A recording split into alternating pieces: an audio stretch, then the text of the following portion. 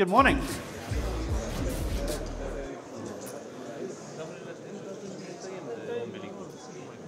So for my session, I'm going to be looking at 5 things every developer should know about software architecture.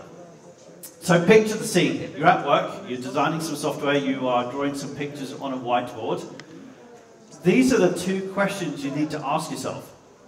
So do the diagrams we've drawn reflect the thing we think we're actually going to go and build? And I guess more importantly, is it actually going to work?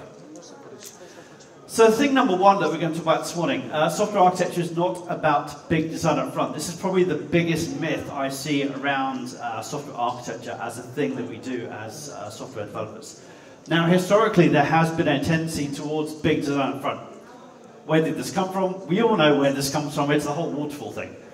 This picture is from a paper by Winston Royce that was published in the 1970s. And it describes your stereotypical waterfall style approach.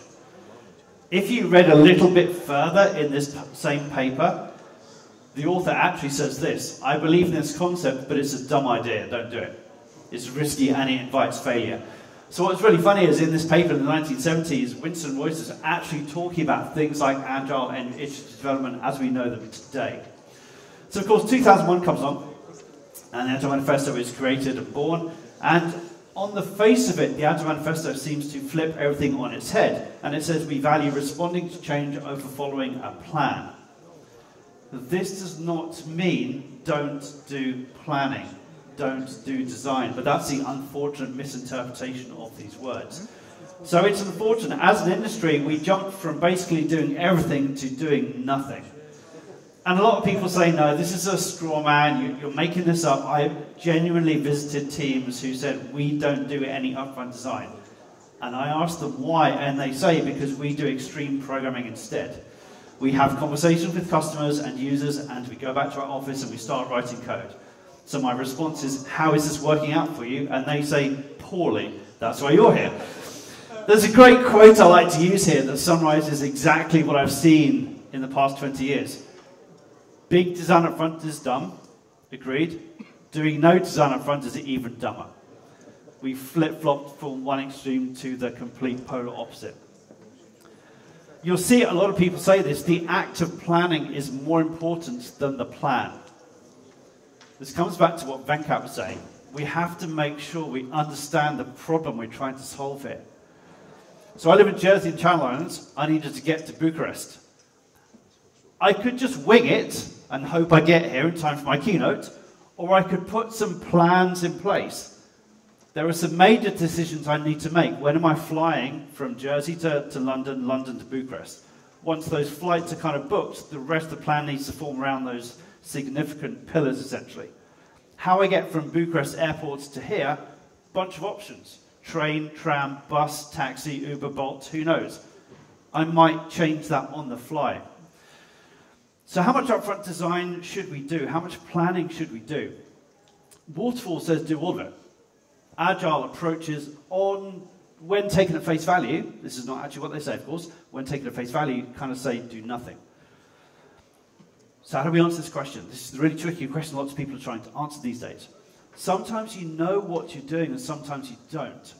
So if I think back to many of the projects I've worked on as a consultant, as a software developer, some of those have been system replacements, where we've been replacing existing systems with new technology for various reasons. In that situation, your requirements are much more well known. If there's a new rule or a law coming into place, again, your requirements are much more well known. If you're building a startup company, you want to push a product out there, get feedback, pivot, experiment, etc. It's a very different type of development. So that's your initial kind of starting points. How well do we think we know what's going on? So perhaps the better answer here is, well, you need to do just enough. Spot the consultant in the room.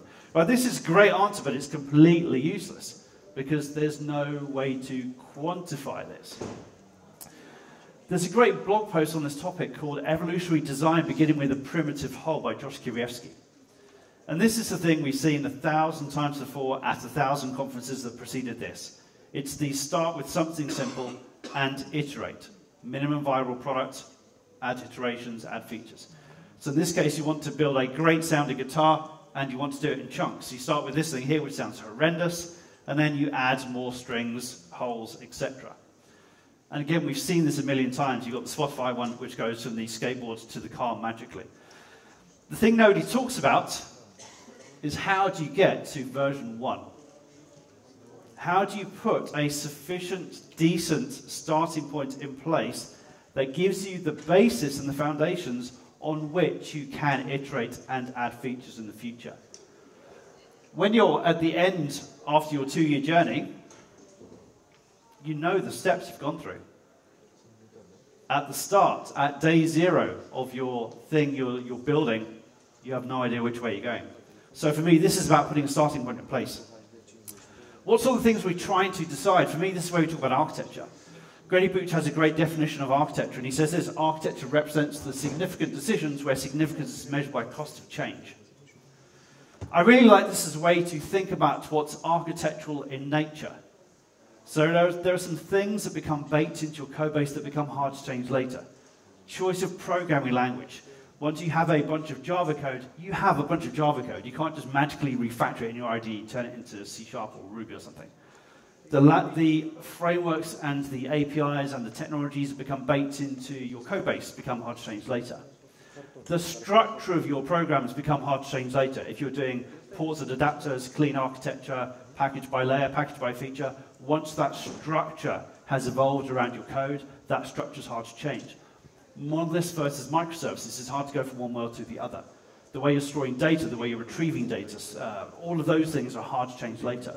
And really that's the sort of stuff I want to be considering when I'm doing some planning, some designing. I don't care about white space versus tabs. I know we can have that discussion if you want to, but ultimately I don't care. I'm just going to throw it through some tools and have it fixed either way. It's the stuff at the top I really am interested in. And we're not trying to make every decision. So some of the projects I worked on in the late 90s, before I was allowed to start writing code, I would have to write a short document that basically said, this is the thing I'm going to build, here are all the classes I need to create, here are a list of the manual test cases I should run, and if I was storing data, here's a list of all of the tables and the columns and the data types associated with that data. And then some architect would have a read-through, tick it off, and I was allowed to build it. I don't think we want to do that anymore. I think we're working in very different ways. So we're not trying to decide all of the little tiny details. So some stuff we need to choose early, some stuff can evolve later, that's absolutely fine. Martin Fowler said this a long time ago on his website. I think there's a role for broad starting point architecture. Such things as stating only how you're going to do layering and how you're going to interact with the database. So again, this comes back to the significant decisions. Let me just sort this out for a second. So yeah, Martin Fowler said this a long time ago. I think there is a role for broad starting point architecture. So again, making some of those architecturally significant decisions that become hard to change later. And that's the thing. For me, this is about creating a starting point, and I think that starting point adds a lot of value. Again, it's going back to what Venkat said. We need to make sure we understand the problem we're actually trying to build in the first place. And it goes back to that picture I showed you before. You're at the whiteboard, you're doing some design. You need to ask yourself these two questions. Do the diagrams reflect what we think we're going to build it? Is it going to work? In order to do this, you need to make a bunch of decisions in order to get to a design. Scott Ambler has a bunch of interesting work on agility and agile architecture and that sort of topic. And he has a great essay on agile architecture, and you can summarize it in this one sentence. You should base your architecture on your requirements, so therefore there are a bunch of things that drive the architectural decisions that you make. High-level functional requirements, quality attributes, performance, scaling, security, the constraints of the environments that you work in, different technologies you can and can't use, integration partners, etc., etc. And he says this: prove your architecture with concrete experiments. A concrete experiment is nothing more than all of that stuff. It's essentially writing some code to prove a hypothesis. Some of these you throw away, some of these you keep, but that's essentially what we're talking about here. How do you know which concrete experiments to write? How do you know which proof of concepts that are worth doing? For me, this comes down to risk. I get a lot of people asking me, Simon, how do we deal with risk on our agile projects? And my answer is, go and read the Rational Unified Process book, RUP. Who knows RUP? Spot the old people in the room? Yes, exactly. So RUP is a risk-driven approach to building software and it's very old, and it's very big, it's a huge, heavy process framework. But RUP brings all of the risky stuff to the early stages of the life cycle. And that's essentially what RUP says: identify and mitigate your highest priority risks. How do you identify risks? Well, that's a whole different topic, of course, but I have a technique you can find online called risk storming, and it's a visual and collaborative approach to identifying risk. And again, going back to something Venkat said, this is about removing bias. If I look at a solution and I write a list of risks, you're only getting the world through my eyes. You're getting my biased view of the world. What I want to do is I want to seek everybody's input so we can make better decisions and therefore come up with better designs. So this is a really nice technique here. Similarly, threat modeling. Lots of people are pushing stuff onto the cloud these days. They're dealing with lots of data. We've got GDPR and other regulations around data privacy, of course. A lot of people are now taking this more seriously, and they're doing things like threat modeling. So threat modeling is an approach where you look at different threats on top of your architecture diagrams. Again, you can use it as a visual collaborative approach. So to come back to this tricky, thorny question, how much upfront design should you do? I'm not going to answer this question because it's a stupid question. Because when you ask this question to people, they will say, oh, I'm going to do 3 days in a 3-month worth of development effort. And it's just utterly useless. So let's assume instead that we are going to do some planning, we are going to do some upfront design. The better question now becomes, how do we know when to stop? And it turns out that design is an iterative process. You're never going to get it right first time around. From my point of view, you should stop doing design when you understand the things that are driving your design decisions. So in other words, you have a good enough handle on the major requirements, the quality attributes, the constraints around you. Do you understand the context and the scope of what you're building? Again, to echo Venkat's thoughts about understanding the problem space here. Do you understand the problem space? Do you understand what the scope of the thing you are building is and all of the features that sit inside and outside that boundary? Do you understand the significant design decisions, the solution decisions you are making? So technology building blocks, choices of programming languages, decomposition, monolith versus microservices, all of that stuff. Do you have a way to share this information, this vision with other people, which I'll come on to later, of course? Are you confident that your design's going to work? Have you done things like architecture evaluations? Have you done architecture dry runs? There's a whole bunch of stuff you can do here as a team. And have you identified the risks? You've done some cognitive experiments where necessary, and you're comfortable with the risk profile moving forward. From my perspective, if you can do these types of things, you're good. You've done with the analysis and exploration phase, and now you can kind of drop more into cranking out the code. How do we do all of that stuff? We have a toolbox of things in our industry. There are some older techniques in here like CRC and workshops. You've got newer techniques in here like event storming and event modeling and impact mapping. You've got formal and informal architecture evaluation techniques. You've got a bunch of diagramming stuff. You've got ADRs for capturing decisions. You've got domain-driven design and all of its stuff. So there's a huge toolbox of things that we can use to help us do more effective design, essentially. And again, we're not trying to create a perfect end state. We're not trying to craft up a set of blueprints and have everybody just build the blueprints. That's not what we're trying to do here. We're trying to put a starting point in place and ultimately a direction.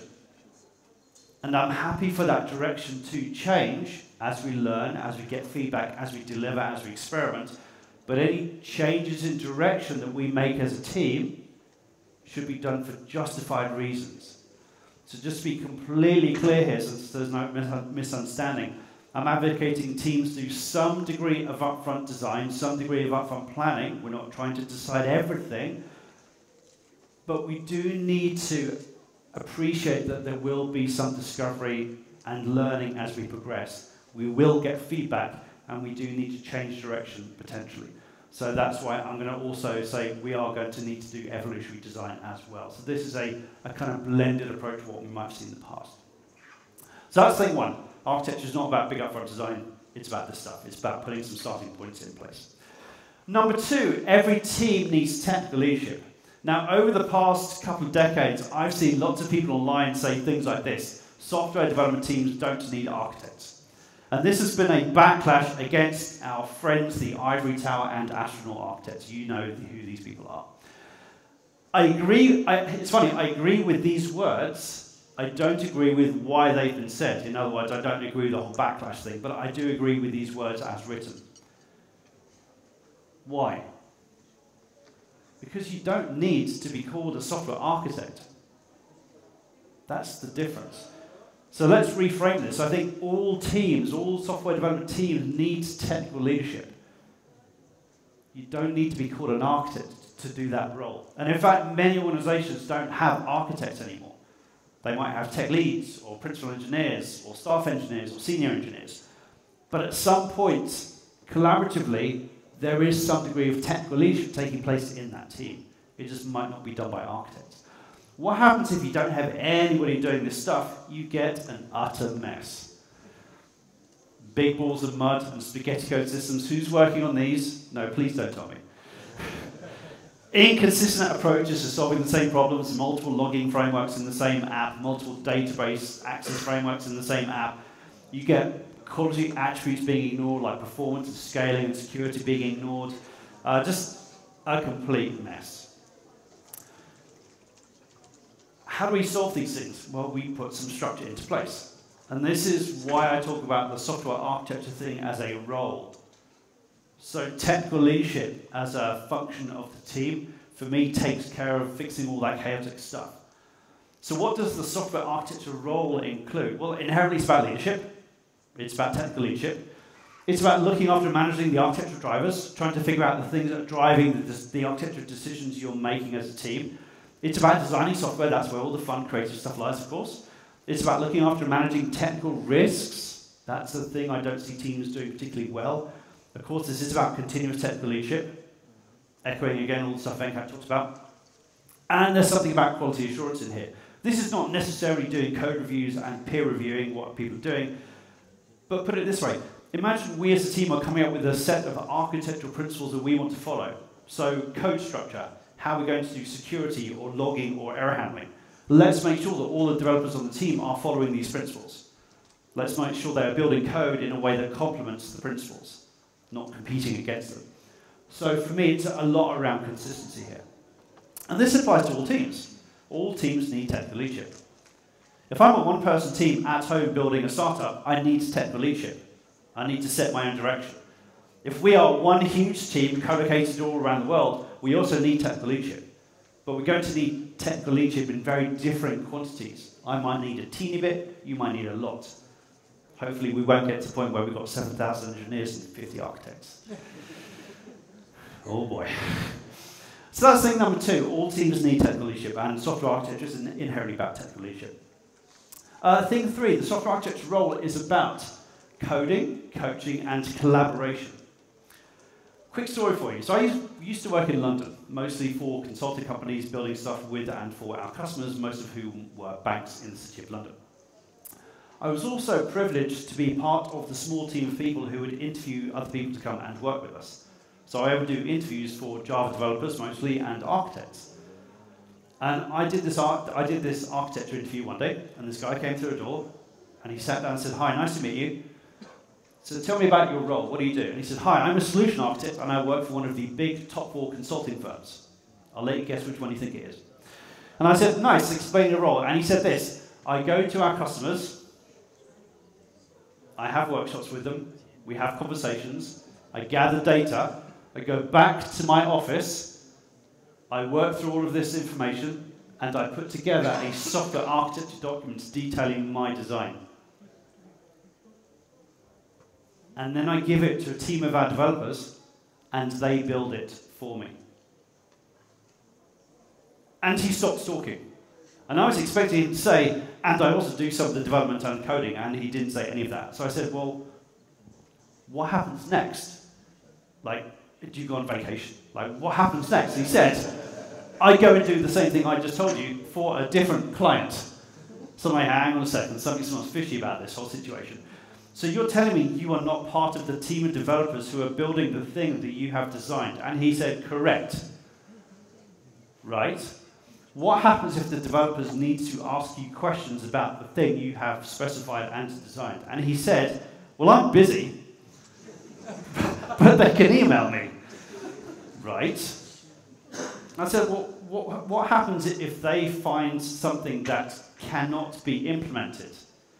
And he said, it's their problem. He actually said it's an implementation detail. So there was no feedback loop, and he was essentially no help. And they had to fix whatever mess he had created. This is also called the seagull approach to consulting. You get in an external consultant, they come in, they swoop and crap all over your team and then fly away, and you have to clean up the mess. So this guy was an ass. He was not the sort of architect I was looking for. And I also call this thing ass. It's architecture as a service. It's a one-way stream of architected decisions with no feedback loops. And that's the thing here. This is all about feedback. This is exactly why big design up front didn't work.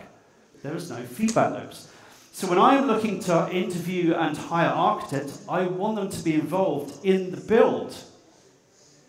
If that's not possible, I want to get the developers involved in the architecture phase. I come across this all the time. I do a diagramming workshop, the architects are trying to draw an architecture diagram, and they're like, we don't know how to make this work because we don't code. I'm like, well, you're the wrong person to have in my workshop. Please go get your developers. And there's just this mismatch of roles here. So this is about continuous technical leadership. We are going to do some leadership at the start. We're going to make those significant decisions. But we still need to continuously revive these decisions, check the decisions, maybe change the decisions as we learn, as we get new feedback. The whole leadership thing is tricky. And as Venkat says, there's not one style of leadership that tends to suit all people. Some people need to be told what to do because they're just hopeless, and other people, you just need to support them and remove blockers. And this is exactly what Roy Oshrove says in his book about elastic leadership. So this is not a book about architecture, it's not a book about technical leadership, but it is a book about leadership in general. And he says this, different types of teams need different leadership styles. So the way he does this is imagine you have a scale of team maturity. On the one side, you have your chaotic teams. These people don't work well together, they're always fighting, they're running around with their heads on fire, trying to fix things all the time. They just have no downtime to figure out what's going on. With these types of teams, they don't have the required knowledge to solve their own problems. That's why they're running around with their heads on fire all the time. So with these types of teams, tell them what to do. It's a very command and control style of leadership. You have to get them out of the horrible situations so they can start improving. On the other end of the scale, you have your team of rockstar, ninja, 10xers, insert other term here, but basically good people who work well together and they know what they're doing. With these people, if you tell them what to do, that backfires. They're motivated in different ways. So with this team here, support them, remove the blockers, trust them to do the right thing because they've proven that they can do the right thing. Even with these people down here, you still need to let them hang themselves occasionally, give them a little bit too much rope so they do fail, in small. Otherwise, they'll never learn. If you continuously tell them what to do all the time, they're never going to learn. And they do need to become more mature. So over time, hopefully, they'll become ninja rockstar 10x's. So it's different leadership styles for different types of teams. And you might find that in a single team of software developers, you've got two camps. You've got a camp down here who are a bit clueless, and maybe you need to support them more. And some people up here who you can leave them alone. So you might have different sub-teams that, again, require different types of leadership. We talk a lot about pair programming. Why not do pair architecting? This is something we used to do all the time. It reduces the bust factor. It makes sure we've got some knowledge continuously in the team if one of us leaves. Two heads are better than one. Two brains are better than one. We get to bounce ideas off each other. So there's a lot of benefits of doing pair architecting. Over the years, I've seen a lot of people saying, well, why don't we have everybody be an architect? And you could do that, and I have seen teams that do that, but it doesn't work for most teams. Because the more people you add, the harder the decision-making process becomes, and the more conflict you have, and the harder it is to agree consensus. So that's all the things you have to kind of trade off and balance here. A lot of the leadership role is ultimately about soft skills. Here's a bunch of soft skills. nothing here is unique to software development. These soft skills are applicable for any leader in any domain, in any organization. You have to be able to communicate and present your ideas well. You have to influence people. Ultimately, the leadership role is about influencing people. How you influence people is entirely up to you, and again, there are tons of techniques out there. Neuro-linguistic programming, overt persuasion techniques, negotiation techniques, or Jedi mind tricks. No, this is not the architecture we're looking for. Move along. But there's a bunch of ways to influence people and make sure we're all going in the same direction. This is about negotiation. You are building a service, and some team over there is also building a service. How do you negotiate on the interface? Again, that's going to require some soft skills. This is a lot about collaboration. I think the software architecture role, the design role, should be very collaborative. I think we've moved away from individual architects sitting in ivory towers doing this work on their own. I think we need to leverage the team's expertise. I think coaching and mentoring is a big part of this. You see organizations and they have a huge pool of developers, and these developers slowly evolve and kind of get promoted into senior development roles. And then at some point they get ripped out sideways into management. And all of the remaining developers have lost the people they look up to. So I think having architects that can do some coaching and mentoring will help you bring up the other developers and shift them into architecture roles. Motivating people, facilitating discussions, resolving conflicts, getting consensus, and dealing with Venkat's friends, the corporate politics. Right, I'm not saying you should get good at doing politics, but understanding politics is a huge part of this, because then you can understand the silly decisions that are seemingly made for no justified reason. Do you think software architects should write code? Me too. Ideally production code with the team. But maybe there are not the same opportunities, and you end up writing proof of concepts and frameworks and foundations and experiments and that sort of thing. But from my perspective, I think the people designing software should write code, because it keeps our skills up to date, it keeps us fresh, it gives us the feedback loop, and it's also a great way to motivate your team. So I used to work in a kind of consulting capacity for a consulting company, and the company I worked for used to body shop. They would sell me to a bank for 3 months. And in many cases, I would end up leading a team of bank developers. I'm not their boss. I don't work for the bank.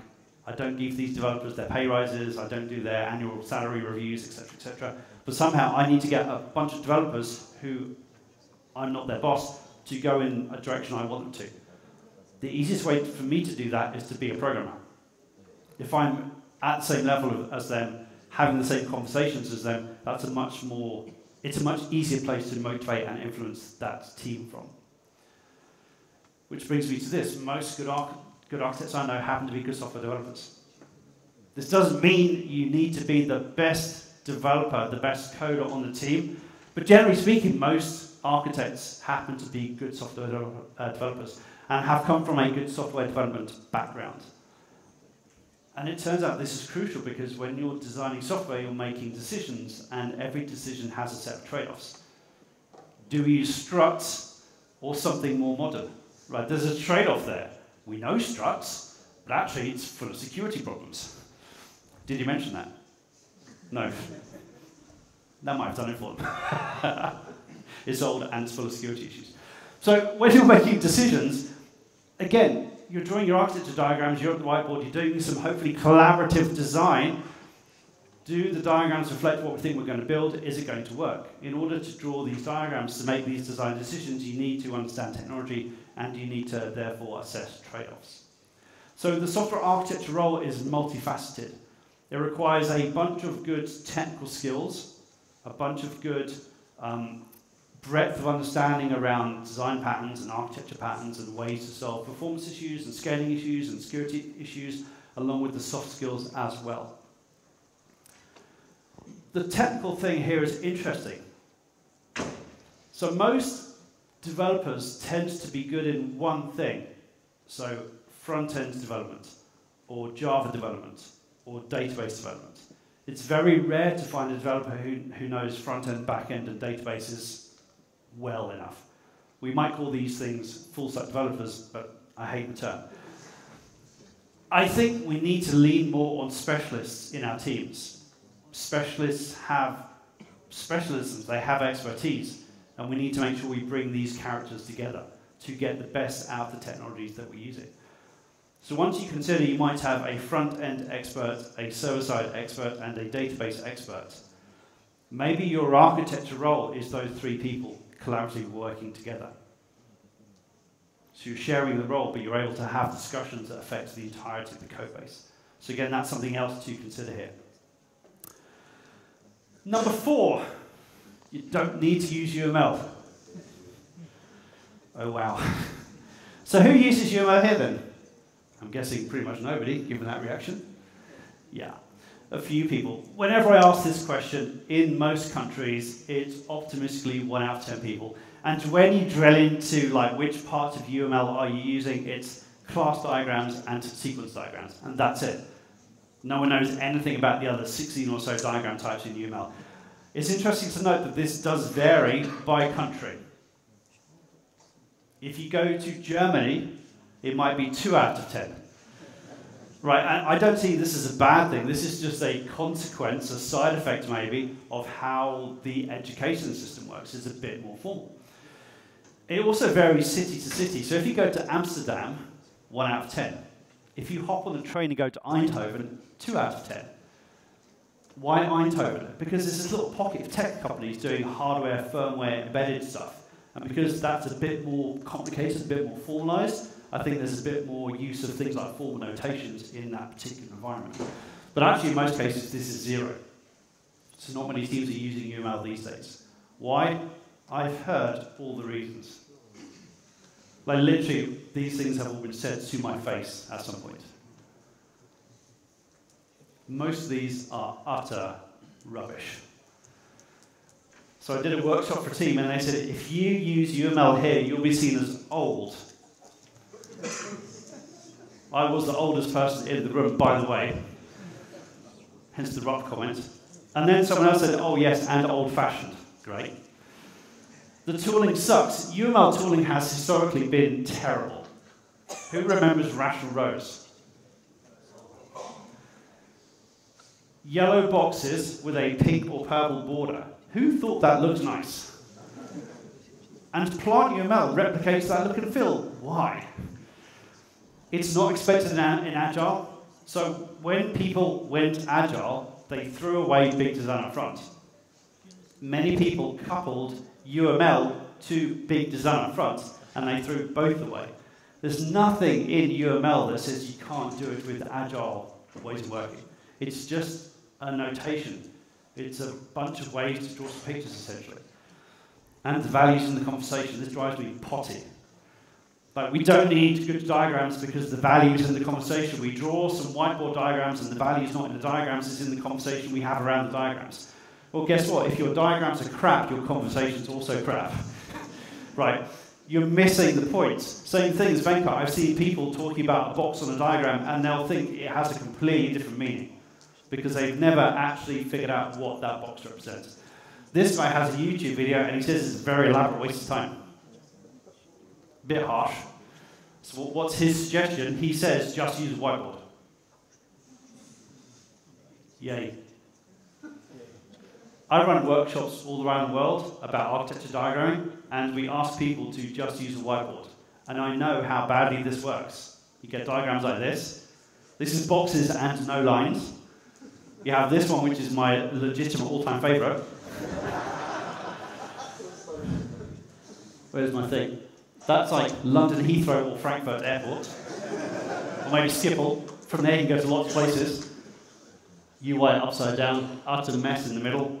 This one here represents all of your software systems. Business logic. They literally drew a diagram that says business logic. Well, like what? This represents everything on the planet. This one here has no tech choices, which is kind of awkward given the whole spiel I did about architectural decisions and those things include technologies. This one here is a bunch of homeless old C# objects floating around a database. I have no idea if this is things in a monolith or microservices around a database. We have the adventure game one. start at the top, go down through the picture, you get to follow different paths, like those adventure books I might have read as a kid. Eventually my character died. Same thing, you'll die in the trap. All arrows leads to the trap. It's all one colour, it's got funny symbols. Oh. I like people on diagrams. Because people are a part of the thing we build. It's our boundary to our users. So I think having people diagrams is super useful. But please give them a name.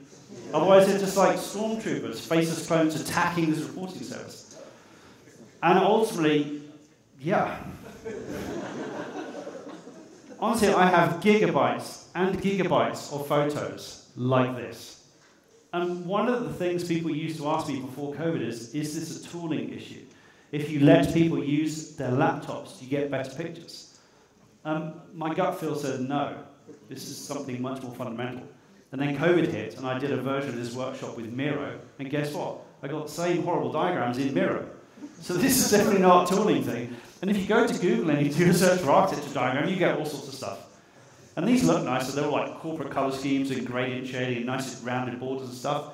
But they have the same problems. It's boxes, no arrows, it's unlabeled arrows, it's acronyms, it's different shapes and different sizes and different colors, and no one has a clue why.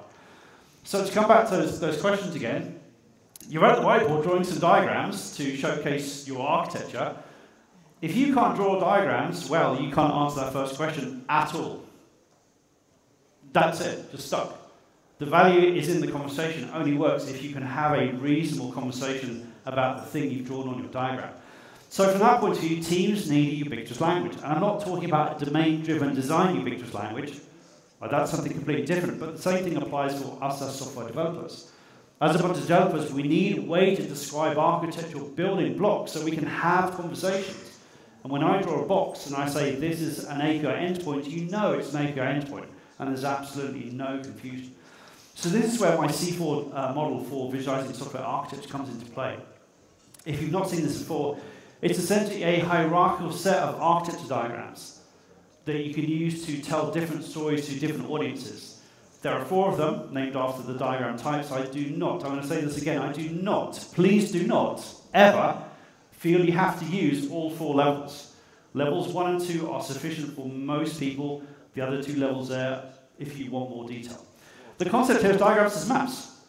Right, so I live in Jersey in the Channel Islands. If you're thinking, oh, what's Jersey? Is that like near New York? No, it's something completely different. Do search for Jersey on Google Maps, so hopefully it gives you this one. It's the old island, Jersey.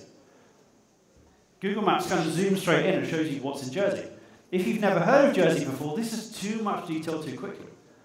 This is like joining your project and saying, oh, here's 500,000 lines of code, just go add this feature. You're like, well, what? Right, zoom out. What is it we're trying to do here? What's the problem we're trying to solve? How do you solve this with Google Maps? You pinch to zoom out. Eventually, Jersey gets smaller, and then it disappears because it's only 9 miles by 5. It's tiny. On the flip side, we can zoom in and zoom in and zoom in some more, and eventually we drop into Google Street View. Google Street View is a one-to-one mapping with the real world when the photos were taken.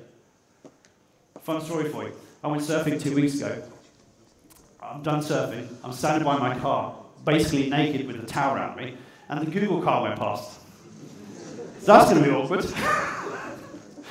Hopefully they'll do some blurring or something. So the C4 diagram is the same type of thing. I want different levels of diagrams that allow me to tell different stories to different audiences. I want a high-level diagram that basically shows me the context of the problem we're trying to solve here, and I want to progressively zoom in to get more technical details. So it's different stories for different audiences. The C4 model is, if you want to summary the C4 model, this is essentially it. The C4 model is a set of hierarchical abstractions, a set of hierarchical diagram types. It's notation independent, so you don't have to use blue and grey boxes. I did, but you don't have to. Other colours are available. And it's also tooling independent. So if you want to know more about C4, you can go to c4model.com. There's a bunch of example diagrams on there. There's some links to tooling, and there's a bunch of videos and that sort of thing. So this will give you everything you need to know about the C4 model. If you want to know more about tooling, I have a bunch of talks. You can find one from debunk Belgium last year called C4 Models as Code. And this will give you a kind of introduction to my structurized tooling, which is a kind of models as code approach. So rather than using a diagramming tool to create diagrams, you are writing some code to generate an architecture model and visualize views onto that model, essentially. So number 4, you don't need to use UML. There's a whole bunch of other stuff out there that modern teams are using. But But of course, C4 is notation independent, so you could use UML if you want to. Number 5, and finally, a good software architecture enables agility. One of the things I've noticed over the past few years is that people have said, well, you have architecture here and agile here, and they are competing forces. Incorrect. A good architecture allows you to move fast. What does agile mean anyway? I have no idea. Like, agile has lost all of its meaning over the past couple of decades. I think for many people, agile is about moving fast and embracing change and releasing often. Right, this is the very mechanical, process-centric view of the world. This is just iterative developments done rapidly and done well, and that's fine. But for me, the whole agile thing is about much, much more. For me, agile is about having a mindset of continuous improvement. This is looking at what we've done and looking at how we can change the way that we work for better. And of course, this applies to our code base. It's the inspect and adapt loop. What did we do last sprint? How are we going to improve the way that we work? What does our code base look like now? How do we need to adapt and change the code base to add this new feature? A good architecture allows you to make those changes more rapidly. A good architecture enables agility. And this makes sense, doesn't it?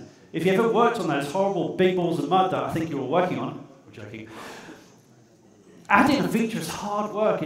Your code base is brittle, it's fragile. You break stuff because you don't have enough tests around things. You change some code here and stuff down here breaks and you don't know why because it shouldn't be coupled, but it is. A well-structured code base allows you to move fast. A code base with a high degree of modularity, whether it's microservices or a modular monolith, but you have those change boundaries. You change some code inside one of those boundaries and you don't get that horrible blast effect or ripple effect that breaks other parts of your code base.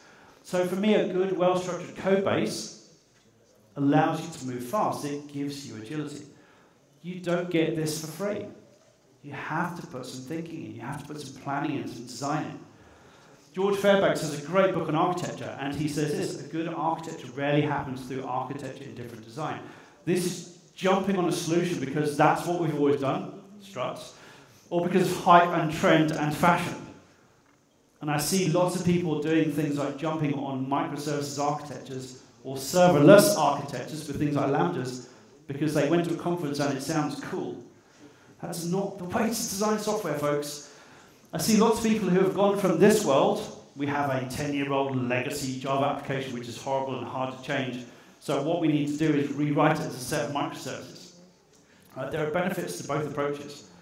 This is easier to build, refactoring is easier, single language, tons of good stuff here, easy to deploy. Microservices, individual deployability, Conway-Zor, different services, different ownership, independent versioning, etc., polyglot programming, you know all these things. So while many teams aim for a microservices architecture to rewrite their horrible legacy, what they get is a horrible version of what they had before with network calls. Literally, I've been through this with organizations. All they do is they stick synchronous JSON over HTTPS calls between seams in their monolith and call it a day. And then they have to deploy all their services at once. It's lockstep deployed, and the whole thing is super, super slow. Yeah, that's a surprise. I'm a big fan of modular monoliths. Right? Taking some time and using tooling like ArcUnit and developer discipline to carve up your monolith into a nice, well-structured thing. And then that gives you lots of benefits of a microservices architecture without doing the whole distributed thing, which is kind of complicated. And of course, we always love to look in extremes. It's either this thing over here or that thing over there, and there's nothing in between to see here at all, except there is. Right? You can have the majority of your features in a monolithic code base with a bunch of services floating around the outside. Maybe those services are more volatile in nature. Maybe it makes sense for those services to be owned by separate teams because they have different change rates. How do you know what style of architecture to choose? Use agility as a driver. How much agility do you need from your code base and where do you need it the most? And use that to drive some of the decisions that you're making. So I have 2 slides left. Now, many of the talks you're going to see here at this event are going to talk about AI. And I am not going to talk about AI. But I'm going to do the next best thing, which is the architecture clipping. I see you have a poorly structured monolith. Would you like it to convert into poorly structured set of microservices? Let's hope we don't go down this route with ChatGPT. So there we have it, 5 things that we do have to know about software architecture. Thank you. Enjoy the rest of the day.